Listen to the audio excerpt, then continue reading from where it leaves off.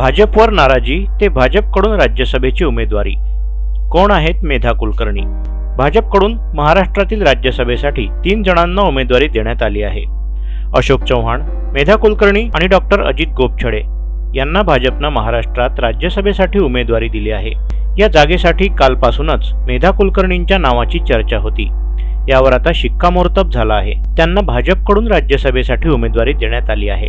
मेधा कुलकर्णी यांनी पुणे महापालिकेकडे no dues प्रमाणपत्रासाठी अर्ज केला होता. हे पत्र निवडणूक अर्जासाठी द्यावं लागतं आणि हा अर्ज केल्यानंतर त्यांच्या नावाची चर्चा रंगली होती. महाराष्ट्रात राज्यसभेच्या 6 जागांसाठी ही निवडणूक होणार आहे. तर पाहूया कोण आहेत मेधा कुलकर्णी. मेधा कुलकर्णी या पुण्यातील मानवंत महाविद्यालयात प्राध्यापिका होत्या. त्यानंतर त्या पुणे महापालिकेत कोथरूडच्या नगरसेविकाही होत्या. 2014 मध्ये मेधा कुलकर्णी यांना कोथरूड विधानसभा मतदारसंघातून उमेदवारी देण्यात आली होती. त्यावेळी त्या 70,000 मताधिक्यानं जिंकून आल्या होत्या. 2019 मध्ये चंद्रकांत पाटील यांना विधानसभेवर निवडून आणण्यासाठी मेधा कुलकर्णींनी उमेदवारी नाकारली होती. त्यावेळी चंद्रकांत पाटील यांना कोथरूडमधून उमेदवारी देण्यात आली. यानंतर मेधा कुलकर्णी नाराज असल्याची चर्चा रंगली. या सगळ्यानंतर अनेक माध्यमांतून त्यांनी ही नाराजी उघडपणे बोलूनही दाखवली. पक्षातील नेत्यापेक्षा वेगळी भूमिका त्यांनी वेगवेगळ्या विषयांवर घेतली. पुण्यातील टेकड्या आणि इतर विषयांवर त्यांनी उघडपणे मतही मांडली.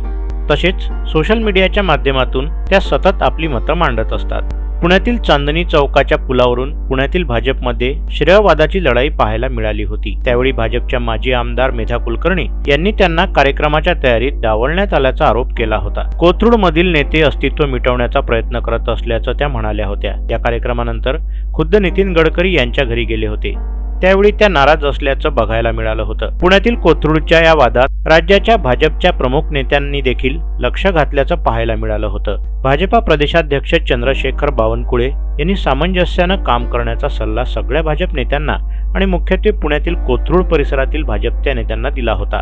उमेदवारी जाहीर झाल्यानंतर मेधा कुलकर्णी यांनी पक्षाचे आभार मानले आहेत. त्या म्हणाल्या की पक्षाने मला ही उमेदवारी दिली आहे, हा माझ्यासाठी आनंदाचा क्षण. पंतप्रधान नरेंद्र मोदी, अमित शहा, राष्ट्रीय अध्यक्ष जे.पी. नड्डा, राज्याचे उपमुख्यमंत्री देवेंद्र फडणवीस, प्रदेशाध्यक्ष चंद्रशेखर बावनकुळे, विनोद तावडे या सगळ्यांचे त्यांनी आभार मानले. सगळ्यांनी माझ्यावर विश्वास टाकला आणि राज्यसभेवर काम करण्याची संधी दिली, यासाठी त्यांनी कृतज्ञता व्यक्त केली. आजपर्यंत गेली अनेक वर्ष पुण्यात लोकप्रतिनिधी म्हणून काम केलं. 3 टर्म नगरसेविका म्हणूनही काम केलं. 1 टर्म आमदार म्हणून काम केलं आणि आता राज्यसभेवर काम करताना वेगळा अनुभव मिळणार आहे. राष्ट्रीय पातळीवर महिला मोर्चाची उपाध्यक्ष म्हणून काम केलं. ही संधी मिळाल्यामुळे काही प्रमाणात दिल्ली दौरेही झाले. देशभर फिरता आलं, काम करता आलं.